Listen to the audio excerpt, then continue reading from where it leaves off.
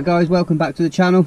I'm just doing a bit of beach fishing today, just out at a place on the east coast. If anyone's familiar with the area, you'll recognise it.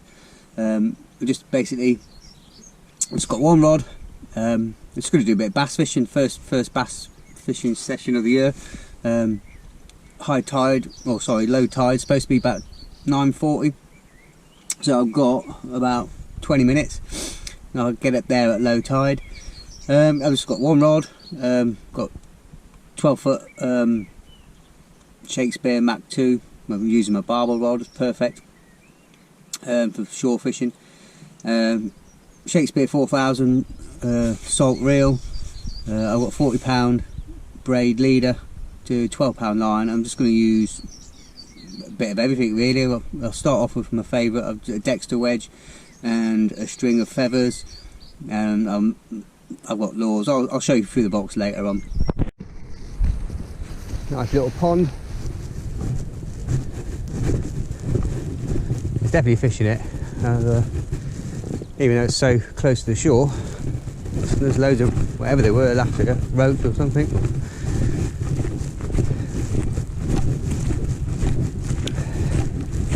I love this place. You've got so many options. You go right, you walk all the way down to see Pauline. Don't take too long. We might do that today. You go left and work your way all the way up. Oof, sand flies up through Eccles to Cart Gap and carry on and get to Haysborough, I think they call it. I always call it Apsborough, but Haysborough. It seems they're doing a fair bit of work by the look of it. But it's quite a nice place in the middle, and I've had bass here before. That wind's cold. I hope you can hear me all right. Got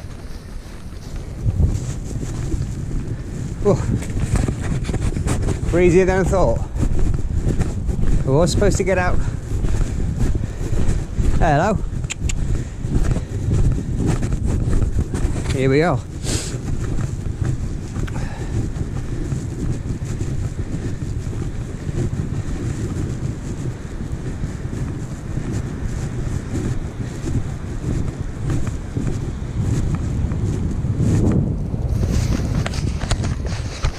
How about that for a view?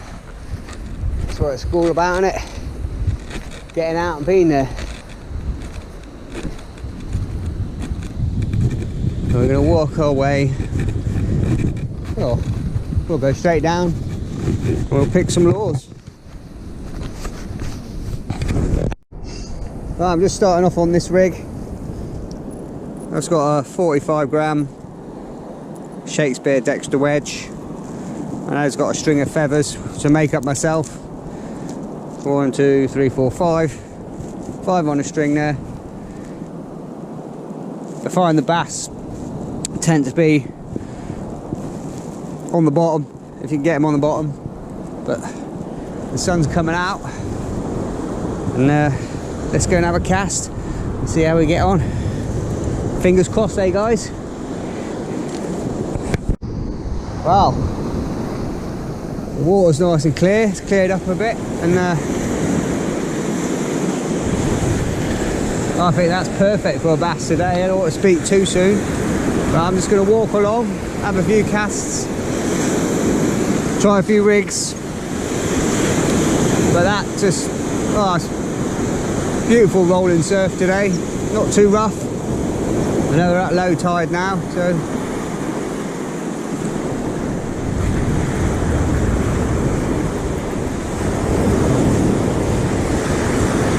I'll have a few casts in each spot, and then we'll just fan cast, and then we'll move along 50 yards or so to the next place.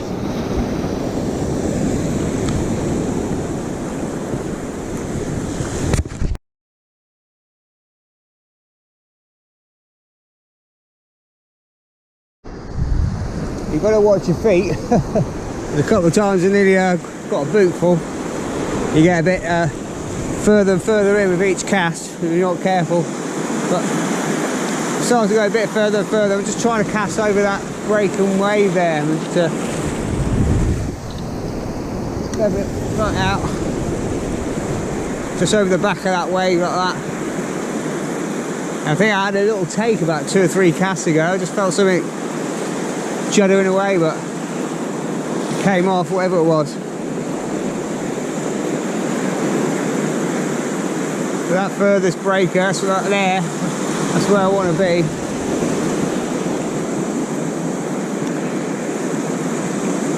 I'm not getting, well, I don't want to touch speed too soon, but it seems a nice gravelly bottom.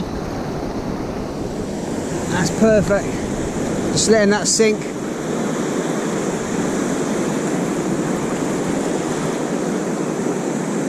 Quick wind, stop, wind. Just going to change direction a bit. It's going to go left and then right. The tide is ever so slightly going there, so it's still ebbing.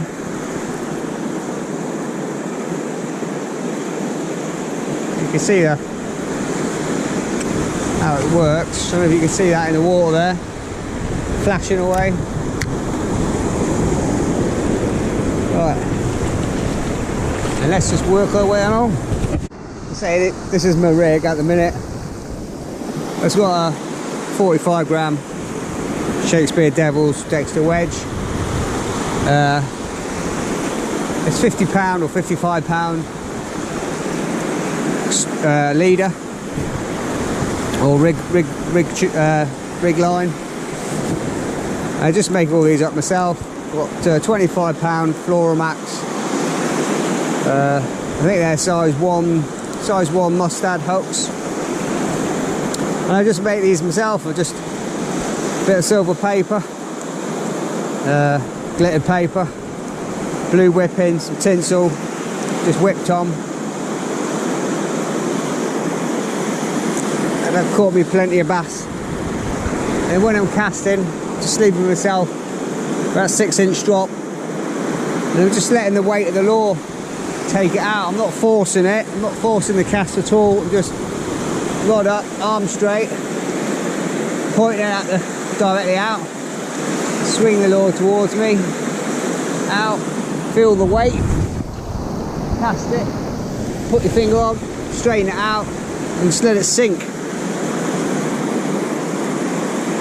And repeat, 1,000 times. And keep trying, and keep trying. And if we do, brilliant. But if we don't, well, they're out here anyway.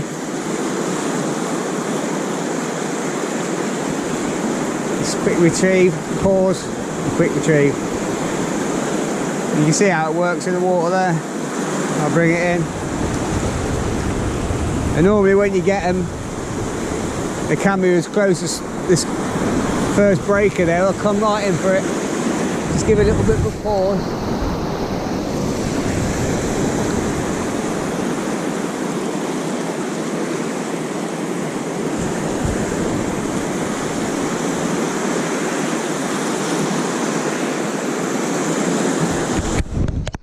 I was going to change up to a slightly heavier lure, just showing things about, but I'm going to show you what I've got.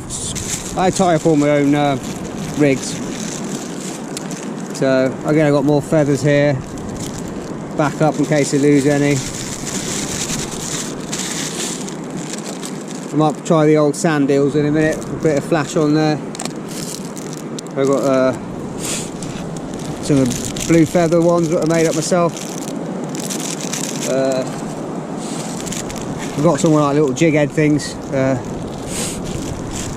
can see that.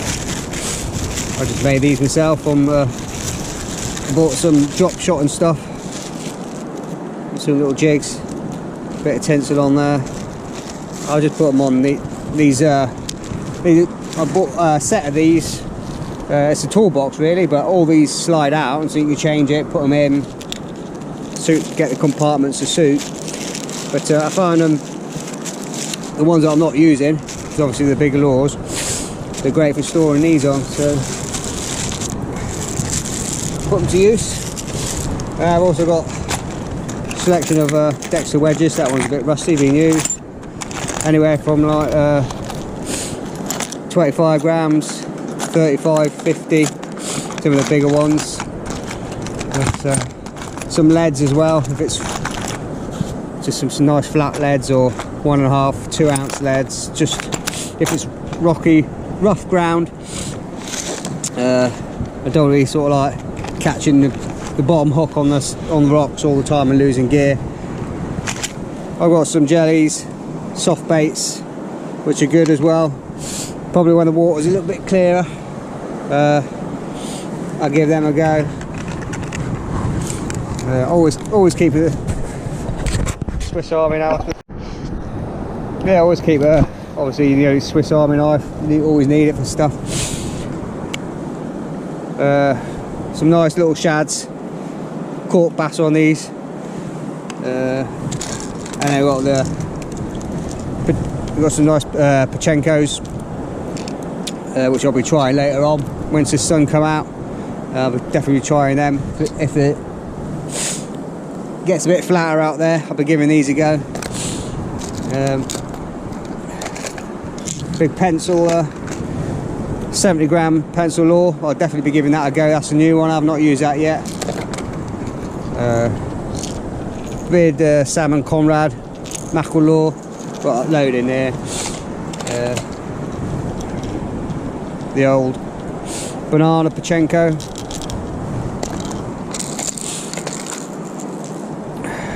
Big divers. I might actually give this one a go. I bought these 2 Shakespeare Devil ones.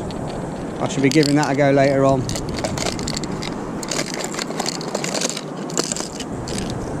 I'll be giving them a go. Right, let's get rigged up and get back out. Has that ever happened to you guys? Just cast out, got caught on a rock and that, and further out, pulled and pulled and pulled. Came loose, broke off, just retied myself another rig, and second cast in, I bring this back, my other rig, got the lot back, happy days. I hope we can catch a bass now. Maybe that's just a good sign, a sign of things to come. Right, let's move, we're going to move further along now to start going towards Cart Gap itself and work my way along, because that's a good spot up there. It's a lot rockier. There's all the groins, perfect place for bass to ambush. Well, I've just quickly changed my rig. I'm just got a 2 ounce lead on, same leader, 55 pounds, just some different feathers really. We've got some of the old plastic drop shot feathers, lures, and but with the with the 2 ounce lead, it's getting so much further. It's taking me almost onto my back and get.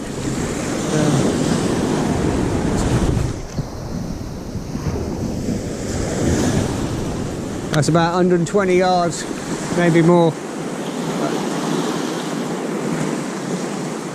So it's rocky round there. Just putting the 2 ounce bomb on it, there's less chance of it getting snagged on the bottom. So if it's coming back after a few casts, it's coming back nice and clean, and I'll put the Dexter wedge on. It's a bit more traction. You think there'd be a bass or something like that anywhere along these groins and rocks and that, but I don't want to go too close.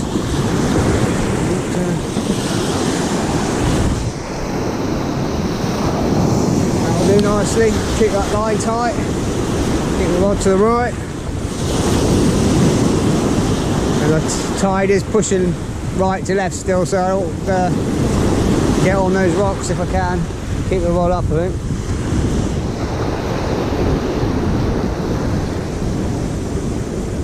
And one of the hooks get snagged on the rock there, losing a lot, and that's too deep for me. Too deep for me to start wading in. Right, let's try the other side. I don't know if I can get through there or not, but it's probably a bit deeper the other side by the look of it. We'll soon find out. Yeah. Nearly got a boot full there. Yeah, that's for no, missus. No, that would have been up to me waist. I've got a better idea. Let's walk round. Let's not drown. The tide is coming in, so I think I can get across these rocks. Across here. Bear with me, guys. Let's go. Oh, what's the old tackle? Not fishing tackle, a wedding tackle. Right. Let's sort this out then. What have we done here? Got like a... Let's go over that way. One more.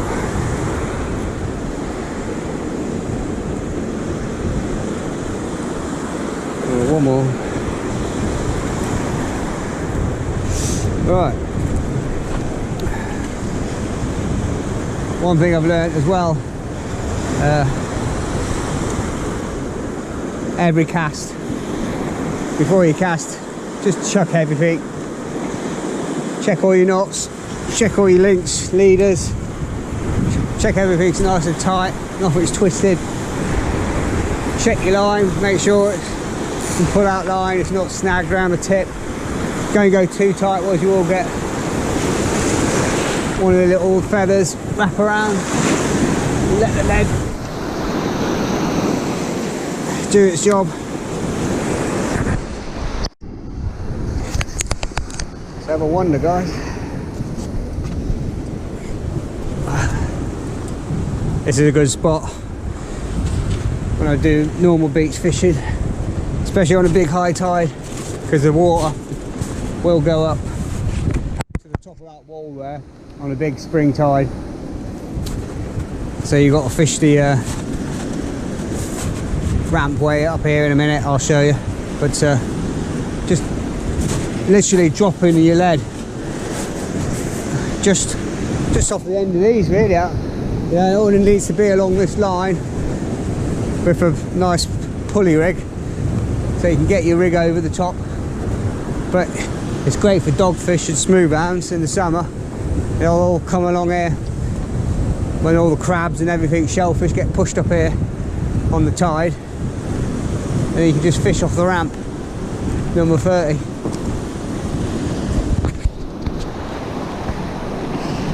It's got a nice shingle beach. Let's give it a go. I've just gone back to my other rig. I've got a lot more confidence on this one. This looks like a deep pool there. We'll be a bit careful.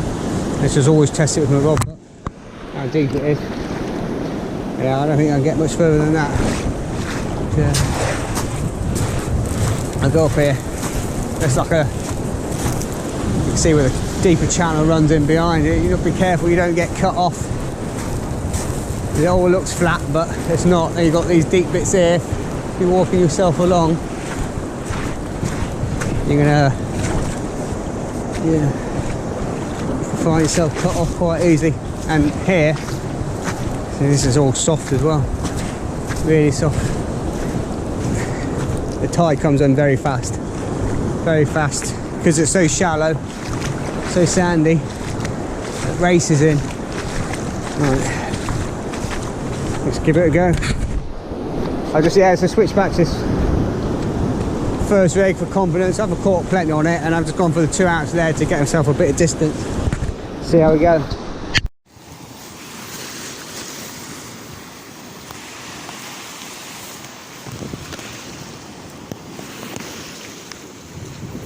Right, I'm more refreshed. Had me a little break, had a coffee, sausage roll. I'm just going to put on a Chenko and just walk the dog, as they say. It casts so well for a light lure. Really casts our far out. Well beyond that surfer. And then surface lure. So going to walk it across the surface.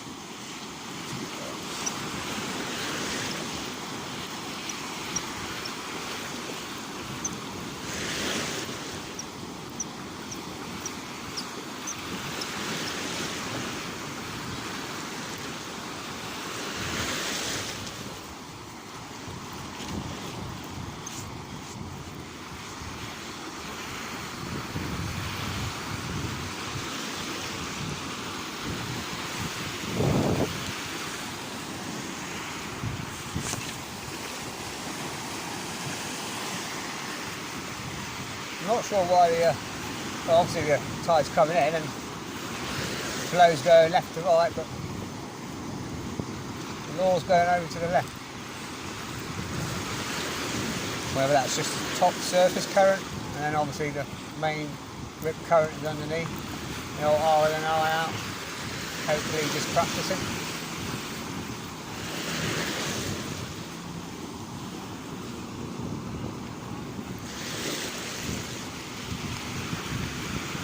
Try a few different bits and pieces.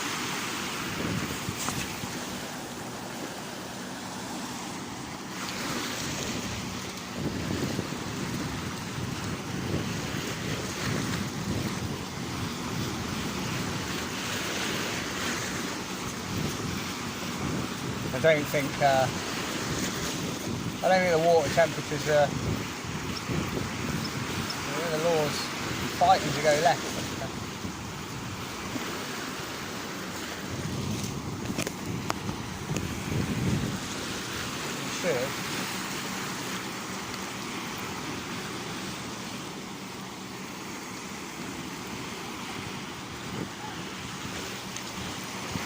And if this don't work, I'll launch out the pencil oar.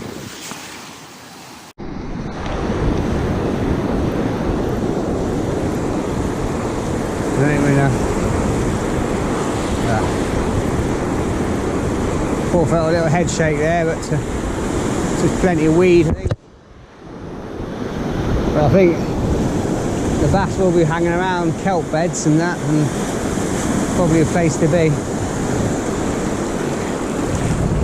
Need to get all that off the line before we even attempt to get back in. Fish ain't going to chase that. We'll get everything off.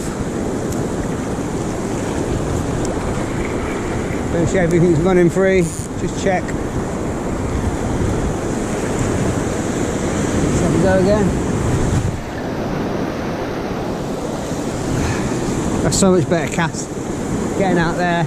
Just going off the drop off. Yeah, the problem I found is the tide's coming in. It's easy enough to get down there and that, but trying to find an exit point, you know, these rocks are so slippy. I had to walk another couple of 100 yards back up to find a place that can get out and down the off. I'm not going to go down there, but you can see the tide's been over here and it's so slippy, and that's, well,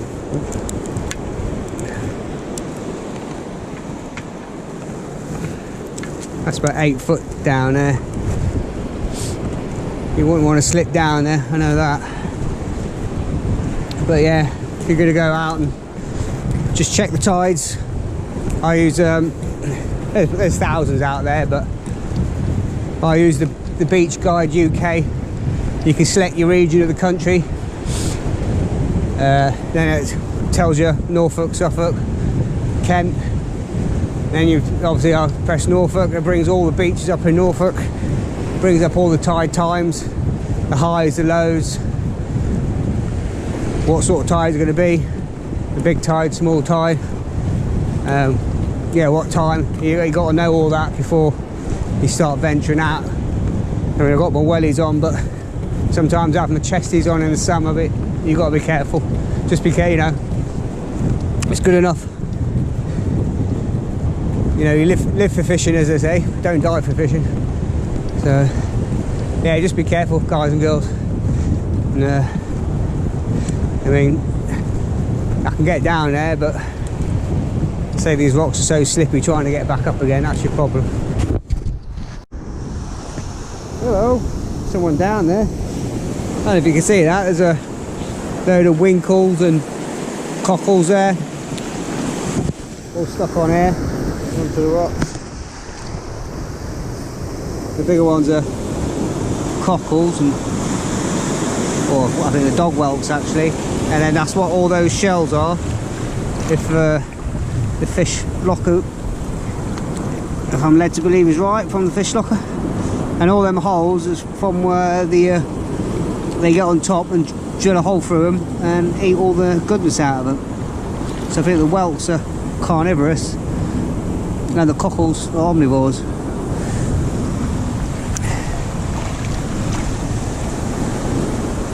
You can get a few of them off and use it as hook bait.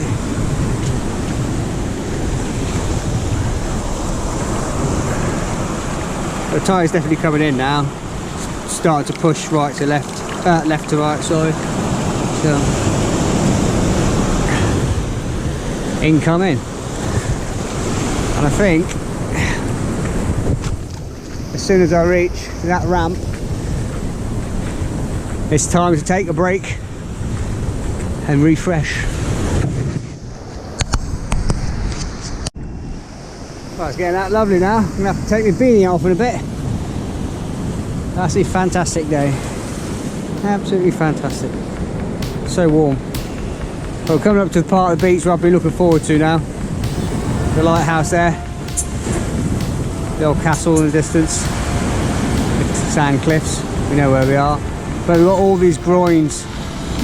We've got all these groins now, which are obviously all the boarding's all gone, been weathered away, battered away by the storms, trying to stop coastal erosion, but they're all gone. But it's a bass heaven in here, especially when the water's up at high tide. They run along these boardings. Obviously the fish, these shellfish can come in as well, and they follow it all. But, couldn't have picked a nicer day to be out. Absolutely fantastic. We'll sit and chill here for a minute, I think. The Pudford Aries over there, doing what it does. Oh. Nearly got a wet arse. Right, let's keep trying. I'm gonna have a quick risky cast. There's this area here, it's like a pen. It's all at really low tide. This is deep here, I'm gonna get a boot full. It's a risky one, but I can't get it down there.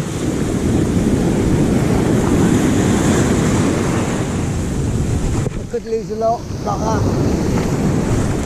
I'm gonna have to walk over it. I think that's a bootful.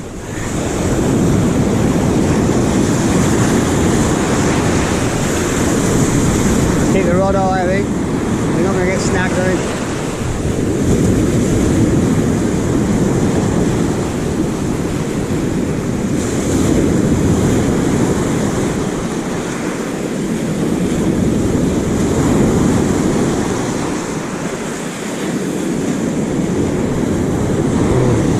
I'll be cheeky to have one more.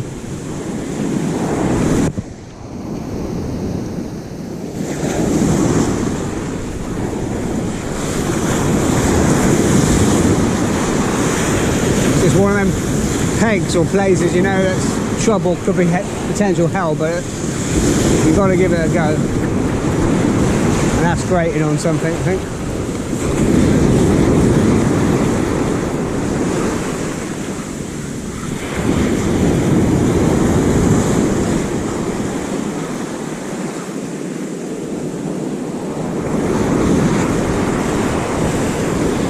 What I'll do is I'll put a link in this video, and in a couple of days time on the Norfolk Fishing Channel workshop I'll upload a video how I tied all my rigs, how I tied my feathers, and yeah, rather than go to the shop and spending £2.50 for one, a fiver for a pack of 2 or 3. It's nothing better than catching a bass or two on your own feathers and that, and it's so much cheaper, because you're going to lose, guarantee you're going to lose at least 1 or 2 rigs a day. And it's cheap. You've got the line, you've got hooks. All you need is a bit of bling, you know, silver paper, bit of Nick Ray, the older wife's missus's makeup, bit of nail varnish, and go nick her stuff out of a sewing box if you've got a sewing box. But yeah, just make your own. So much cheaper. So much sort of satisfaction when you do catch one. Well, I've gone as far as I can, so I'm going to work my way back now. Just tried the Kachenko lure a couple of times. It's working well, but I think it's a bit early in the year and the water's too cold for surface lure, so I've just got a Conrad herring shad on here. And, it's working really well actually. It's casting really far. It's a fast deep diver, but I'm just, I don't know if you can see it in the surf there. I'll try and get in a bit closer in the clear water, but it really does swim along the bottom nicely. You only need a slowish, you can see it there, dancing on the surf. But yeah, it's well, it looks fishy to me. Whether a bass would think the same thing, but I'm going to give it a go. It's a fair weight to it, and it casts alright. You need to stop it before it goes in, just strain it out. But yeah, if you wind this too fast, then you feel it bouncing along the bottom, judda, judda, judda, judda, and if there's any rocks or snags, it will get snagged. But I think it looks better on a slowish retrieve, and then just pause it. You can see the rod tip there that's bouncing along the bottom.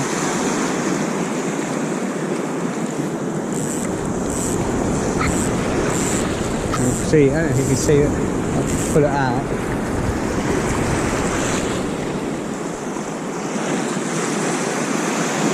It's nicely dancing nose down.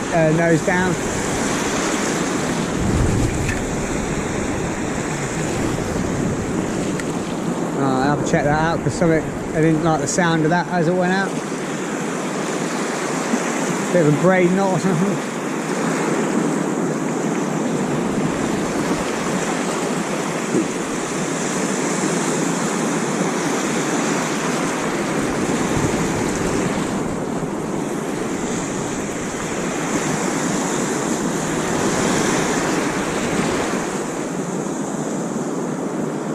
I'm literally pulling it right in, because that's where they will take. You know, I've had them under your feet before.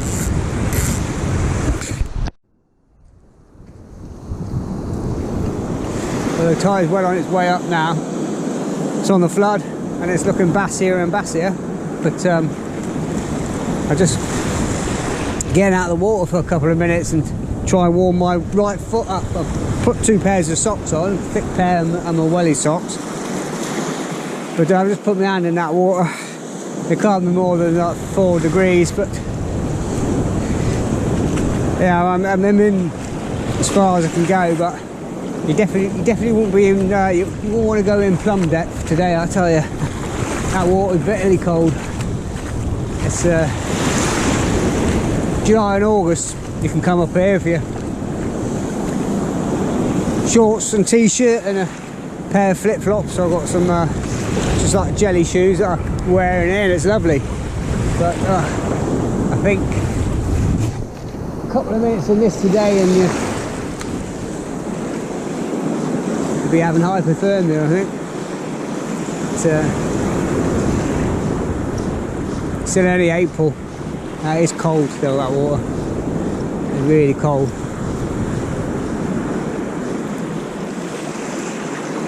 There's still no fish. But I'm confident. I am confident. It looks right to me.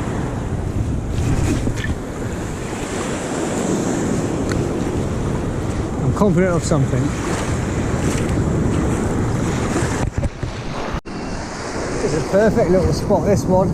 The tide's way on its way back up now. And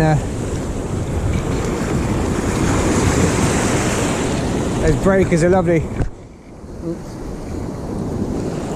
I just put the 2-ounce lead on because it's getting me near those posts now, and the breakers are just this side of it, and I'm hoping, obviously, food and everything's going to get washed up between them and battled between those. You'll see where all these breakers are. I'll cast them right out. About 2/3 of the way across. And he obviously shells up really steep in front of me. All that white water. The waves here. There's got to be something. There's got to be something this side of the posts now. So that's quite deep water down there. And all where this is foaming up now. There's got to be something lurking in that white water.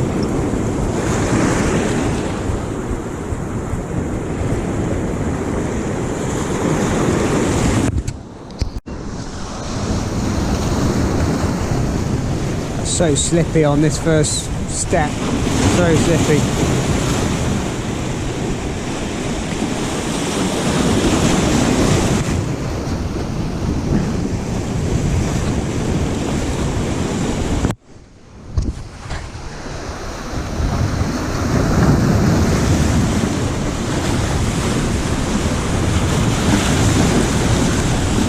Yeah, cheers.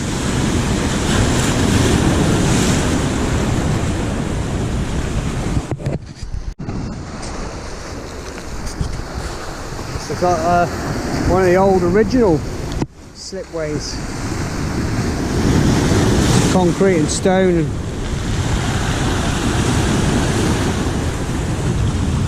that's well worn.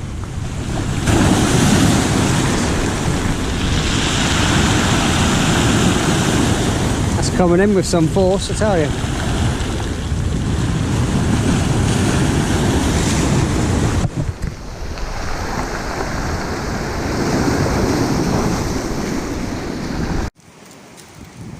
Well, what I've decided to do, it's nearly 4 o'clock and it'll be high tide in about half an hour, so I thought I'd walk all the way as far as I'm going to go today.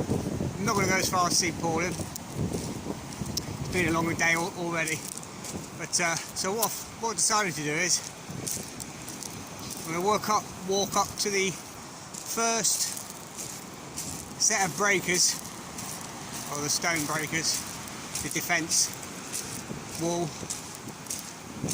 I'll probably fish both sides of that, in and around that, have a bit of play about, change some lures up.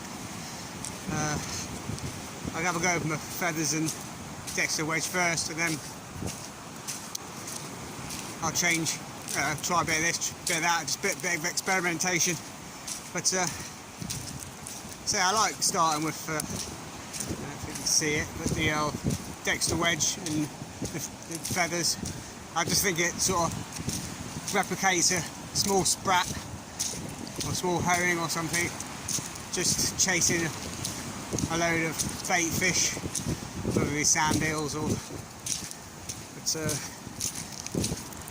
yeah, it's 4 o'clock now, and you know, ideally I want to be back to the car and heading back home by about 5:30, the latest. There'll be high tide, and then it'll be starting to ebb. So, and then I'm off for the next 2 days. I've got Sunday, Monday off as well.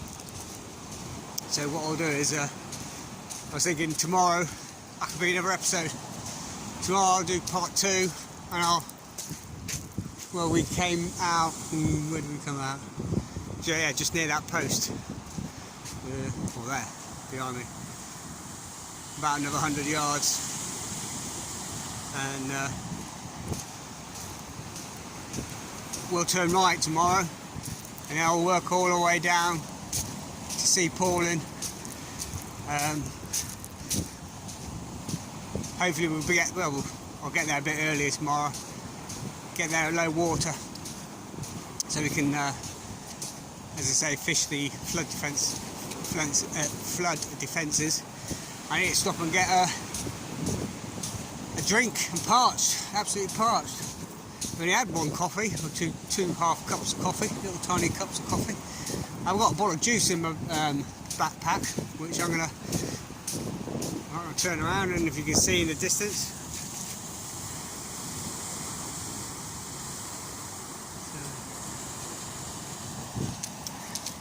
not too far. I'll just pause it here, and then when we get to the rocks, I'll get back to you. Well, that's where we came in this morning, so we're just going to head another couple of 100 yards and we'll be there.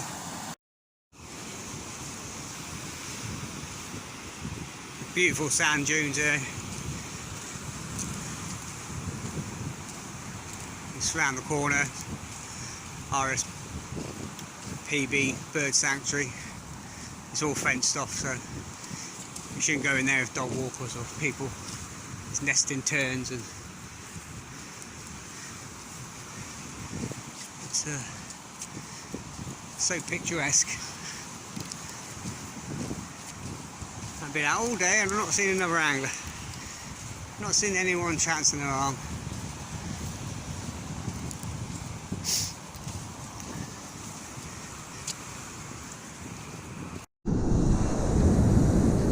Over here, so what I was going to do is I'm going to go to the right hand side of these structures. I'll fish between where those people are, between those two groins. Probably work my way to the start of the second one, and then I'll work my way back. And I've had a few bass from here before, but I've also lost quite a few nice expensive lures on them rocks. They come out a long way, about halfway, so if you don't get your lure up and over, they get snagged in there. So,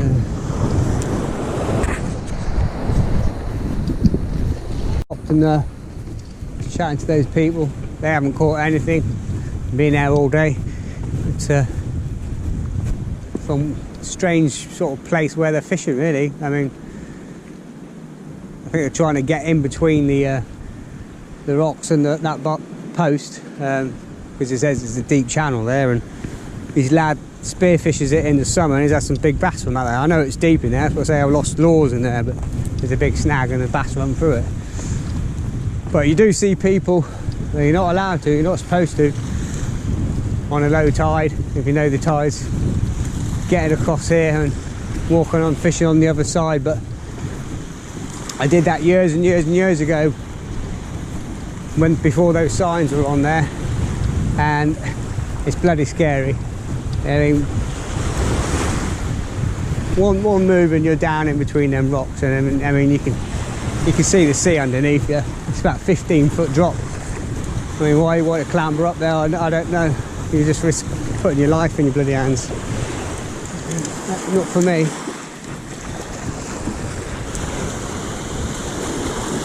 Alright. I was going to, as I said, I was going to go to the fish in between, but that's a long way around the bay. Don't think I'm going to go that far. I know it's a deep channel here, and I know it's obviously. Right, let's see if I can get near that post.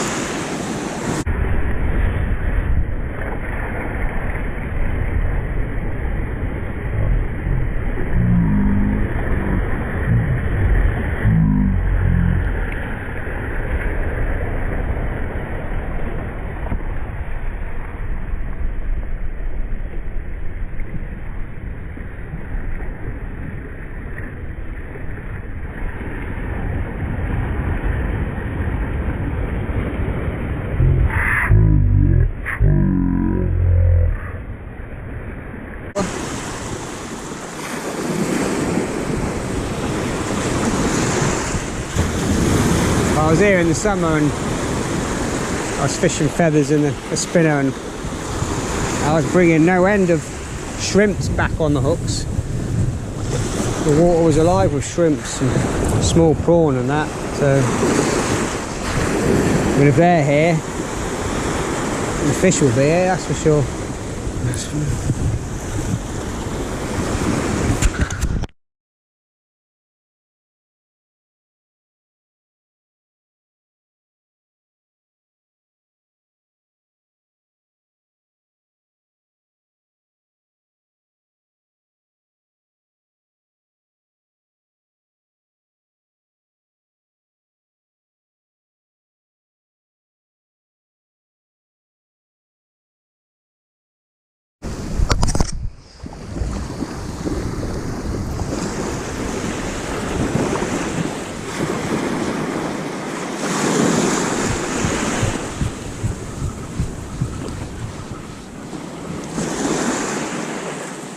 I don't know if you can see where those dog walker is.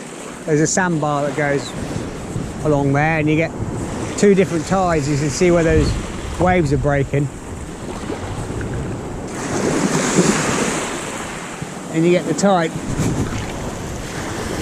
running both sides of the groin. Right, I'm going to give it 2 or 3 more casts. And then I'm going to call it a day, I think. And then tomorrow's another day. Let's just sort this out. As I say, tomorrow we'll start the same place. We'll start where those guys are fishing, then work our way down to Seaporting and further on.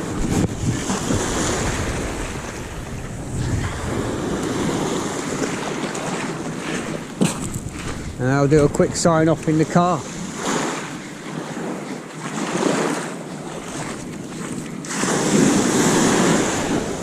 But it's getting dinner time and I'm starving.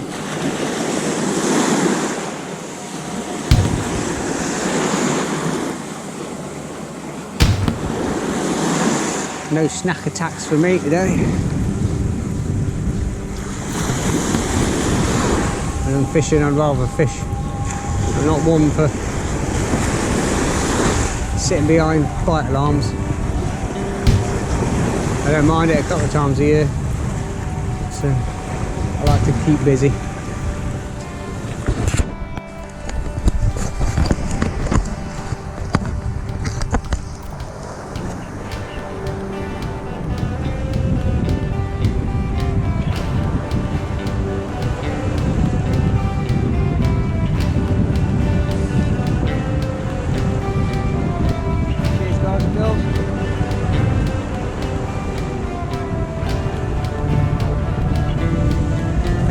Done. So rather than getting back into the car and signing off, I might as well sign off now. So I hope you enjoyed the video. If you've got any questions, feel free to ask. Say I'll be doing part 2 tomorrow. So come back and join me. Cheers. See you again.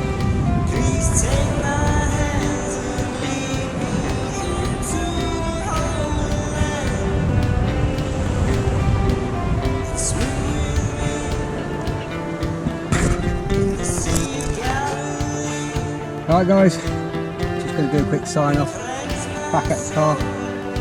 Yeah, it's been a fantastic day, glorious weather. Flashed and flashed it to a foam, but that's the way fishing goes. No fish today. That's shore fishing for bass, I suppose, on the east coast. I think, you know, a few things, the water temperature's still really cold, and towards high tide there. Getting murky and coloured, which is not going to help at all. You're not going to see the lures. So I was just thinking, you know, is there anything I could have done better, different? Maybe been a bit more experimental today. I've just mainly stuck with one lure. But saying that, that's the lure that's always caught me in my bass in my past. So my philosophy was, go with what you know, go with what you're confident with, and if it ain't broke, don't try to fix it. But maybe today, with the water being bit coloured, bit and cold, maybe trying a different approach would have worked. So if anyone's got any ideas, maybe just a single lure, Pachenko or a diving lure. I have got them in the bag, but and some of them are not really heavy enough. I mean, they're good lures at low tide and that, and we can get out and the water's a bit warmer, but they're only like 30 grams and you struggle to get the distance beyond the breakers. But that's fishing, and I'm not put off by it. I'm not disheartened at all. I'd rather, you know, at least I try. Like I say, I give it my all. Tomorrow's another day, so tomorrow we'll go back up where we just come from, and we'll turn right, and we'll go all the way along to Sea Pauling, to the right of Sea Pauling, fish all the bays. So hope you enjoy the video, and take care, and I'll see you again in part 2. All the best.